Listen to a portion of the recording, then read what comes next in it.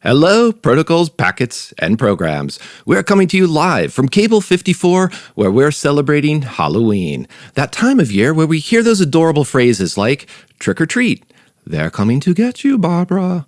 And we take your security seriously. Which means this week we chat with Martha Bennett and Sandy Carielli from Forrester Research about Web3 and what it looks like from an application security perspective. In the news segment, OpenSSL sees a critical vuln, SQLite sees a big string, Apple sees the light on security blogging, research sees a pattern in shuffles, and more. Obey. And stay tuned for Application Security Weekly. This is Security Weekly, for security professionals, by security professionals. It's the show to learn the latest tools, techniques, and processes necessary to understand DevOps, application security, and cloud security. Your trusted source for the latest application security news. It's time for Application Security Weekly.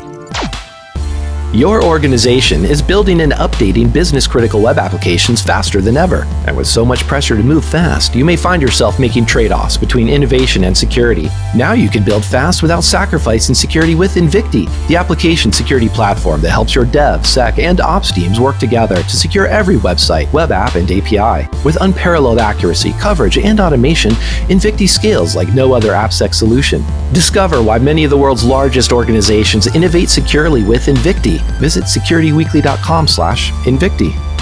Passbolt is a free and open source password manager that allows your team to store, organize, and share passwords securely. Passbolt is privacy first and highly versatile. It can be installed on-prem behind your firewall, used in a secure cloud, or deployed as a cloud-native application. You can check out the source code on GitHub, extend it with the REST API, integrate it with the CLI or SDKs, and even contribute. Get started with Passbolt for free now. Check it out at securityweekly.com/Passbolt. This is episode 218, recorded October 31st, 2022. I'm your host, Mike Shima. I'm here with John Kinsella. Hello, John. Hello, Mike. Happy Halloween. Happy Halloween. It's a good time to celebrate and dress up. And we also have Akira Brand this week. Hello, Akira. Hi, Mike. Happy Halloween. Happy Halloween. And we have one announcement as well. You can find us on Instagram. Follow us for highlight reels, giveaway announcements, and more at Sec Weekly. Martha serves CIOs and other tech leaders, helping them understand the impact of emerging technologies on their business. She also provides best practice guidance on how to assess and introduce new and emerging technologies. Martha provides in-depth coverage of blockchain technology, Web3, and the metaverse. Hello, Martha. Hello, and thanks for having me. Thank you for joining us. And we also have Sandy, who is a principal analyst at Forrester, advising security and risk professionals on application security, with a particular emphasis on the collaboration among security and risk, application development, operations, and business teams. Her research covers topics such as proactive security design, security testing in the software delivery lifecycle, protection of applications in production environments, and remediation of hardware and software flaws. Hello, Sandy. Thank you for joining us. Hi, Mike. Happy Halloween. Thanks for having me. Happy Halloween, everyone. And so, Martha and Sandy, we've got Web3, which can be quite an expansive topic to cover. And I'll have to admit a little bit up front, there's perhaps more security than product in it than as I come from a product security angle. But Web3 is pretty big. We've actually got a lot of people, and we're almost decentralized here, or distributed at least, on all the microphones that we have. But I think, Martha, maybe we should set up a little bit of, just for those who don't know, some of the prospects of Web3, or maybe set the stage for what we'll be talking about here. What we're talking about here, I mean, if we just generally agree Web3, what it means, given that there is no absolutely 100% agreed definition, but if we just call it what people envisage as the next iteration of the web to be, which is all about taking back control, doing things differently, the reality today manifests itself mainly in public blockchains, token economics, and all that's associated with that. But if I sort of reel it into what we're talking about today, that's really how Sandy and I came to collaborate on this topic, is that she kept being astonished when I kept talking to her about all the things that were going wrong from a security perspective. And indeed, there's many things to track. We've covered a few of those in the past, but before we maybe get into the most fun parts of those, right? There are some premises like decentralization. There's things like decentralized identity that are attempted to be brought in here, which conceptually it seems like improving authentication, improving identity seems like a good thing. But what does I'm trying to be as neutral as possible when I ask these questions. What does Web3 bring to that idea of decentralized identity? A bunch of question marks, as far as I'm concerned Okay, at the moment. fair enough. In that, again, being completely neutral about it, I can see there being a lot of good ideas, again, in this concept of taking back control, not having your data used left, right, and center without your permission, and having an identity that's actually valid across a multiplicity of places, rather than either having to rely on login with, insert your favorite social media network or whatever here, or to have lots of separate logins. Where I think we still are waiting for a solution is who actually issues those credentials, because they need to be trustworthy. And we're simply not there yet. And also, and that is something that really, to me, underlies a lot of the challenges with Web3 in general, that in the current incarnation, giving control back to the user a lot of the time translates into giving responsibility to the user, making the user, making every Joe Bloggs responsible for their private key. I'm sorry, that to me just can't fly. Until we've all learned never ever to forget another password. Or whatever it may, mess up some login procedure. And yes, I'm sure these things will be solved over time, but today we are not there yet.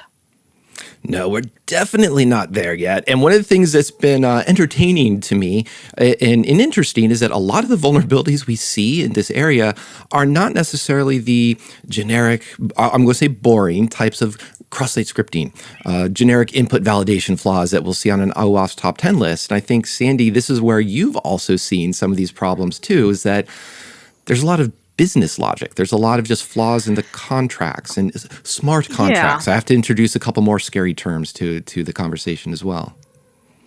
Well, perfect for Halloween, and that's why we wanted to do it today. The thing that got my attention as Martha and I started working together is Martha, was sharing all of these examples of breaches and attacks in various Web3 applications. And so many of the time, it's not that you're taking advantage of, a traditional security flaw, but it is some of these business logic flaws that just aren't being tested for, aren't being looked for during the development lifecycle. So one example, I think it was OpenSea. Several months back, there was an issue where someone had, people were posting their NFTs for sale, and then, they were changing the prices over time and potentially raising the prices. But because of some logic flaws in the application, they were selling at the lower prices. Yes, that's sort of an attack, but it's taking advantage of something very different than your traditional cross-site scripting or SQL injection type of situation. You're taking advantage of messing up the business logic. And those are the types of things that we're sometimes seeing. Now, it's not just that. We're seeing lots of other ways that we're compromising these as well. But the thing that really gets to me, Mike, is that most of the security issues that we're seeing in these applications are not attacks on the decentralized nature of them. They're actually attacks on the centralized control points. Yeah, and I think that speaks very much to what, Martha, you were saying about trust, where we either have misplaced trust or too much trust, perhaps, when decentralized perhaps isn't so. Well, that to me is one of the big myths around blockchain in general and Web3 in particular, that technology can replace trust. It doesn't. It may replace trust by pushing it somewhere else, but it doesn't replace it in the sense that you don't have to trust humans anymore. And going back to, and we will come back to these central attacks, because I know what you said at the beginning, but we should also explore some of the standard attacks, like we'll get back to bots and everything, but where, for example, the decentralized nature of something, two things I'd highlight. Number one, when it comes to an attack, you very quickly find out where the central control points are. Somebody steps in and stops the smart contract, or indeed, as happened recently, somebody steps in and stops the entire chain. So that, let's not kid ourselves. There are many, many central control points. And by the way, separate discussion, but that's not even a bad thing, because we need governance. So there's a lot of decentralization theater going on. But coming back to a point that Sandy already made, in exploiting logic flaws, it is fair to say that on a well-run large public blockchain, it is incredibly difficult to actually attack the code itself in the sense of changing it. It will be immediately detected, the change will be rejected, and the system functions as it should be. However, and that goes back to Sandy's point, what increases the attack surface of those so-called decentralized apps, dApps, NFTs, their logic code, they are running on thousands of nodes.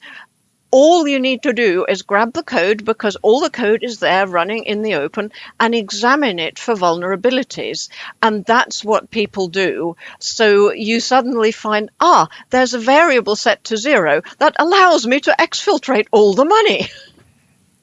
And this is a real example, by the way. So this is not somebody hacking, back to Sandy's point. This is somebody sending a command to that code that makes it execute as intended, and then it replicates all through the chain. Or when somebody, for example, subverts a so-called oracle, which is an external data input, like a rate feed, that kind of thing, exchange rate. If you manage to manipulate that, you can get loads of money out if the thing starts paying out in accordance with the logic that it's been given. Sorry, I'm lecturing here. I'll shut up. No, I love it. No. I think decentralization theater might be my new favorite phrase.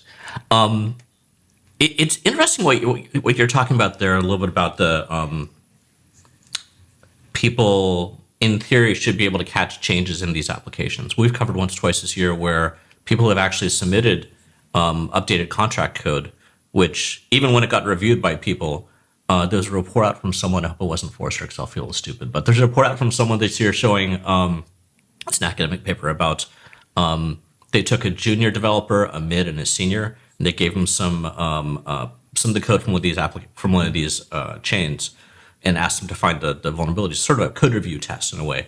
And sort of what they're seeing is that the juniors had little chance, sort of as we'd expect, but part of it also was as a lot of these contracts are being written in new languages which are more friendly for decentralized applications like this, that there's not as many people familiar with them, so it's actually harder for them to find the vulnerabilities in them. I'm not sure if you've seen that yet or not. I've seen it even worse, that some of those languages are actually taking us back to days which we thought we'd left behind, like, for example, making developers responsible for memory management again. To be fair, that's by now been caught, but it should never have happened. Yeah. The previous favorite attack vector was quite simply causing a memory overflow or memory underflow. Yeah. That just shouldn't even have happened. So yes, and to what you just said. Yeah. And then sometimes, and a couple of examples just to liven it up a bit. Sometimes these things are incredibly difficult to investigate, let's be fair. And they're also incredibly difficult to test because of the distributed nature, and you just don't know how something's going to behave. But you also get circumstances where people simply underestimate who's out there and what they're looking for. Like when a famous brand did an NFT drop about a year ago, and they intended to limit it to 2 NFTs per person. And because the code's out in the open, they recognized, oh yes, that must be the Wyvern protocol or whatever, and simply coded around it and got 300 NFTs or whatever the exact number was. That flaw had actually been pointed out to the company in question, and they decided that it was way too obscure for anybody to find. Yeah, right. Yeah, right. That's always worked in the past. And I'll say one more comment on where the flaw is more in the governance, but then I'd really like Sandy to talk about bots, because the getting multiple NFTs in this case wasn't due to a bot attack, it was due to a flaw in the code, but bot attacks also come in. But where I'm talking about sloppy governance, if you probably or might just remember the Axie Infinity hack earlier this year in March, $650 million exfiltrated at the exchange rate at the time, because of course we're not talking real dollars here. And when I read this, I just couldn't believe it. And Sandy's already laughing because she remembers it. You have 9 validators. 5 validators gives you a majority to do with that chain what you want to. 4 of those signatures are controlled by one company, Sky Mavis, that owns Axie Infinity. The 5th is the Axie DAO, which had also been permissioned by Sky Mavis itself, and somebody got compromised with a phishing job advert. The rest, again, as they say, is history.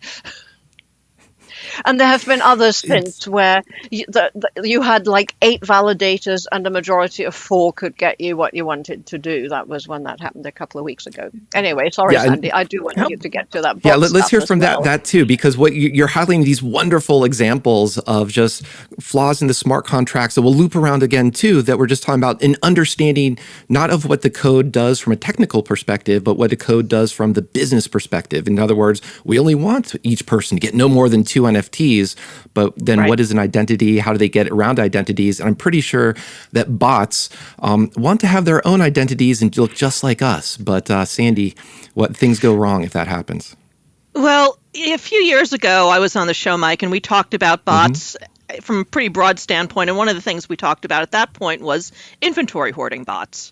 And at the time, I think I talked about things like sneaker bots, going on and, the latest drop of, Nikes or whatever, and bots would, go in and try and get those before the human user and then often resell them at a profit.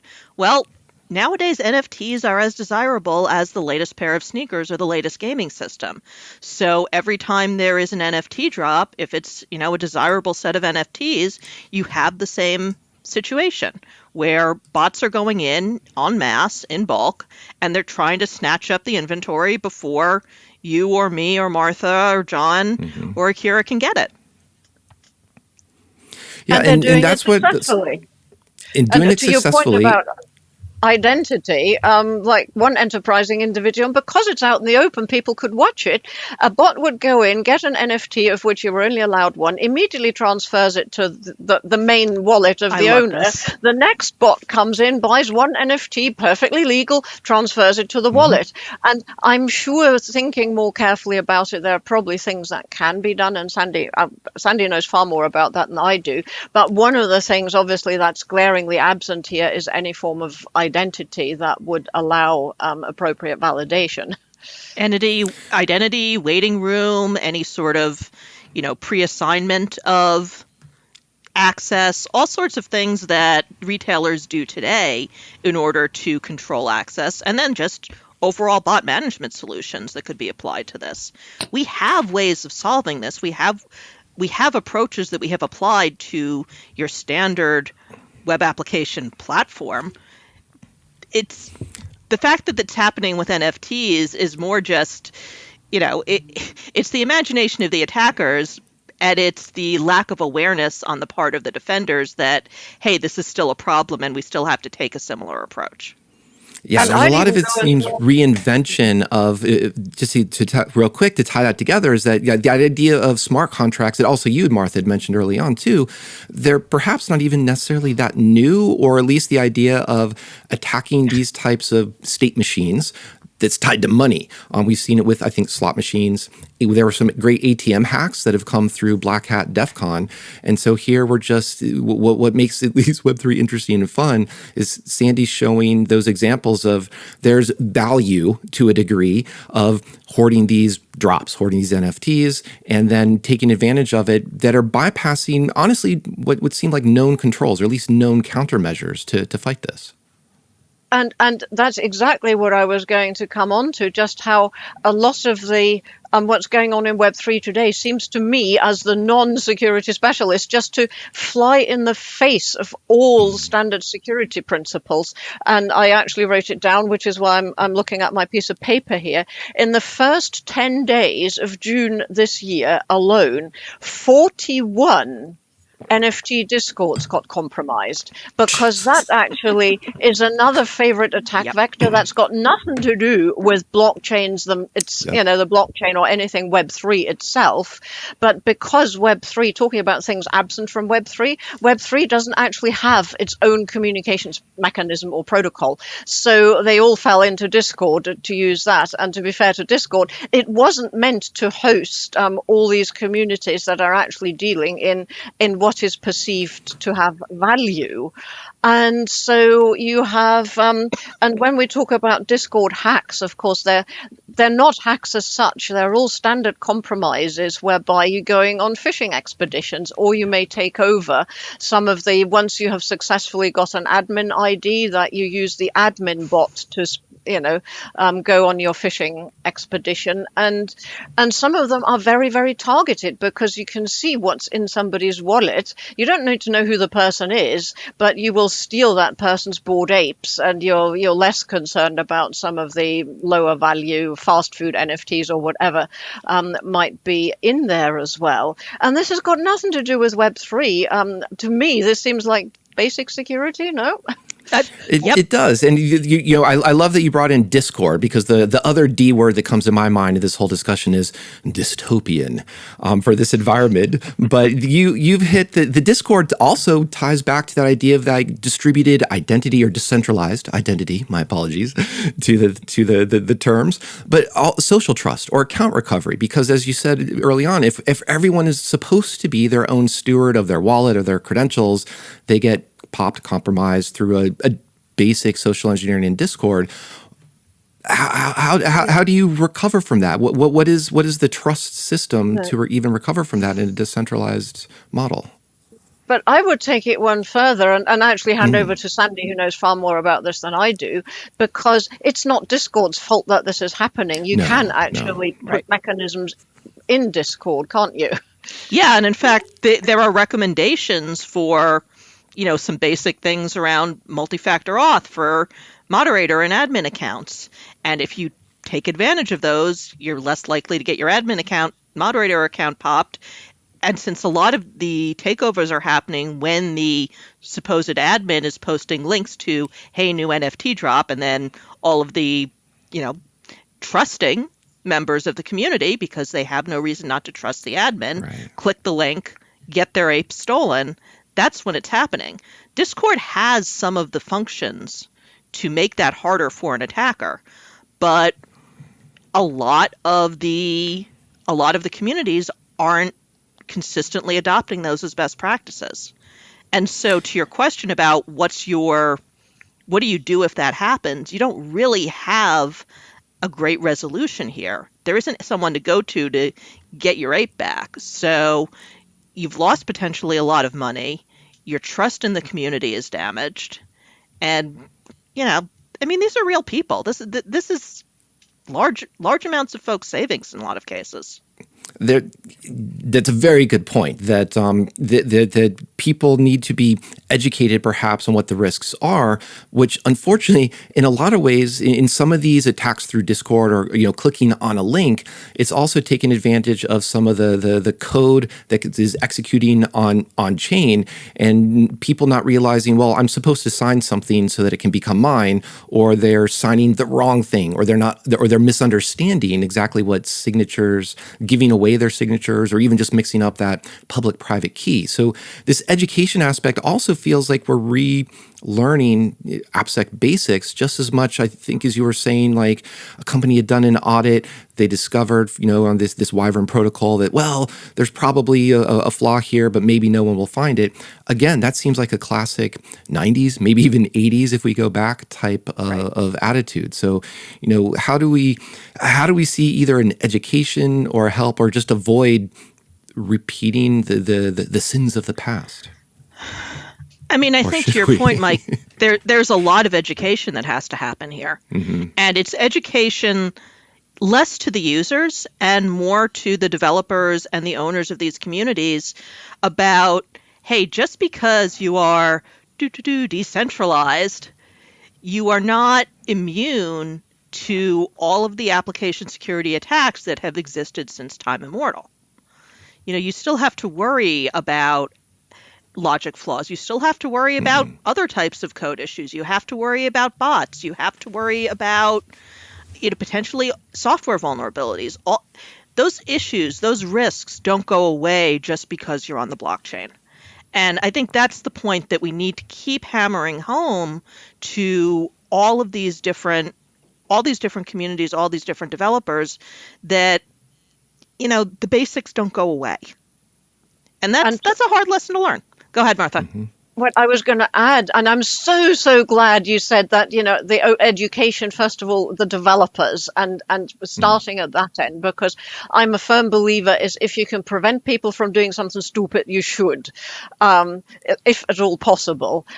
When you look at Web3 usability, it's probably about the same thing as meeting the cat, my little tote bag behind me in a dark alleyway at a moment when you really don't want to meet it. It is usability and Web3 do not go together. You need to be reasonably technically versed just to keep a cryptocurrency wallet secure or crypto asset wallet. And half the time, that might not work entirely depending on what type of wallet it is. We've got a long way to go to make this safe for a wider community. Indeed. And that's where also the combination of, and I like how you phrase that too, prevent developers from being able to make mistakes, because it absolutely avoids the bad trope of developers don't care or developers are stupid. I think everyone makes mistakes, and I think AppSec is stupid if we can just use the mantra of go write secure code and our day is done. That's worked so well for the past 25 years, hasn't it, Mike? No problems whatsoever. It's still early days, Sandy. It's early days. It will come.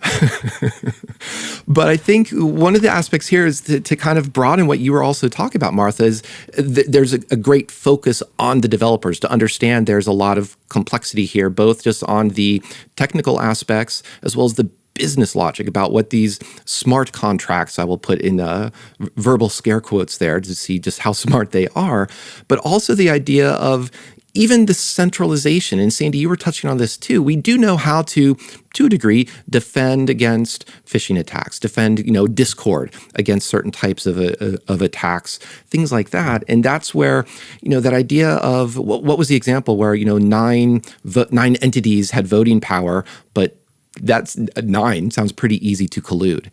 And if we get into the idea of colluding and voting, I would love to hear some more about that as an additional angle of what these threat models look like that developers need to be aware of. Well, you're getting into the governance models as well here, because having just 9 and then needing 5 out of 9 who are mostly controlled by one entity anyway, is just, as I said, sloppy. But when I look, for example, again, there's been one recently where somebody not only successfully exfiltrated tokens from a smart contract, but then also managed to buy enough tokens to have the voting power on allowing him to keep a proportion of the loot. I'm sorry. I said him. That was a very careless assumption. It should be them, just because I have prejudices here. But it's that kind of thing. And also, when you look at the governance models, And this is actually a topic that I've been discussing around enterprise blockchain for like ever, meaning since about 2016, since they first came in. You still need some central entity who has the right and the power to stop a smart contract when something goes wrong. We probably all here remember the flash crash in financial markets. That was two algorithms or a bunch of algorithms interacting in a way that had not been anticipated. You can get that in smart contracts as well. It doesn't even have to have a criminal messing about with it or somebody just wanting to cause mischief. They could interact in unexpected ways and money goes flying out the door. You need to stop that, and if you have to wait for a community vote, it might be too late. And I know my views are totally unpopular, but then I'm also unpopular for putting the word dystopian in the title of my report on Web3. So from that point of view, what else is new? Yes, I did want to make sure to get that reference in there. Thank you for that. And I think you're highlighting too. Oh, go ahead. I was just going to say, given that John liked the decentralization theatre, another hackneyed phrase that I like emphasizing, that smart contracts are neither smart nor are they contracts in the legal sense. They are business logic translated into code, and they're as good or not as the designer of the logic and the programmer who did it. And as we've already talked about, the business logic is often broken in the code, so therefore... Yeah. I mean, to take that analog through, I mean, you could, in theory, we've seen good contracts and bad contracts, legal contracts, right? So it's I'll give them, on that part of it, I'll give them a bit of space. On the smart part, I'm not too sure.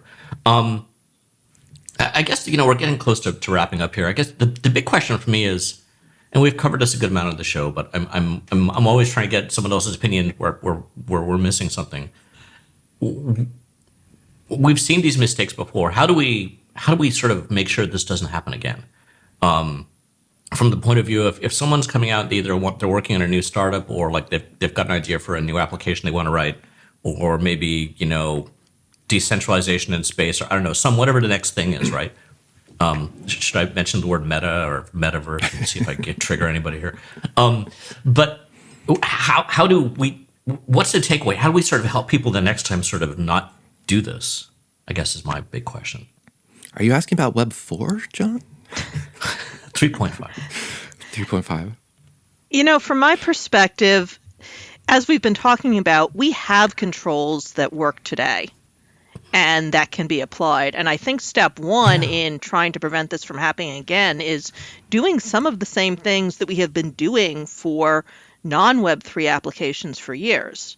So are we doing appropriate threat modeling? Are we doing appropriate governance? Are we doing the right level of pen testing?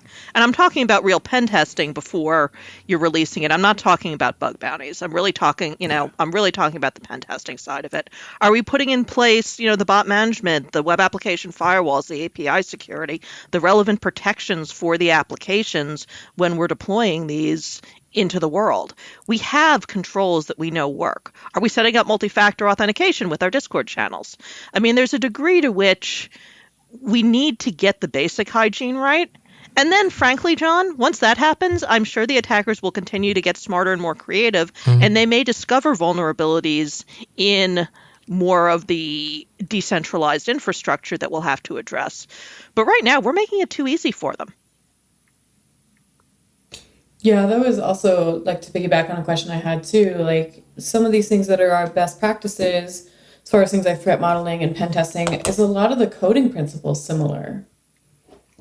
They absolutely are. I think there's a lot around really, understanding, getting the business logic right, avoiding sort of the standard OWASP top 10 types of things, Akira. A lot of, regardless of the types of apps we're building, we need to do the basics. So yes, there's more than that potentially as we're talking about decentralized, but because we're running quickly to market, I think we're missing some of the basic hygiene. To which I would add two things. Number one, and that's something I've heard from more than one company that are recruiting for developers, and they're in kind of blockchain-y, distributed ledger technology, Web3 kind of spaces. They all come round and say what we need is full stack developers, people who really understand the tech stack. They can learn the other bit. Take somebody with blockchain Web3 experience and trying to get them to be good developers, you don't have the time, but it takes too long. That also brings me back to my other comment, which is really hackneyed and unhelpful, but I'll say it anyway. We are refusing to learn from history. Because we have already, and I say this as somebody who's been on the internet since 91, who's lived all through everything that is now called Web 1, community governance is, I've not seen community governance scale beyond the smallest community, and even they sometimes fall apart. And that, to me, I think is one of the learnings, to have a discussion about governance and how to prevent some of the things that we don't like from being repeated, but getting away from this techno-utopian vision that technology can solve issues that are fundamentally human. Yeah, and I think that's one of, I can't remember, we were talking before the show about some of these topics, and I think one of the phrases you used was, the security of Bitcoin, it's not technical, it's economic. And a lot of what you're highlighting here is a lot of the trust and safety issues are social issues, moderation approaches, those types of things. They're not pure technical issues. I think that's really what you're highlighting here, right? It is indeed, and that's where I also think anything that's purely based on smart contract logics, dare we say decentralized autonomous organizations, for those contracts to work, everything's got to be deterministic. So whatever you can express in an if-then statement, you can make work. You try and express just one day in your life in if-then statements, probably won't work because there are just too many variables, there's too much context.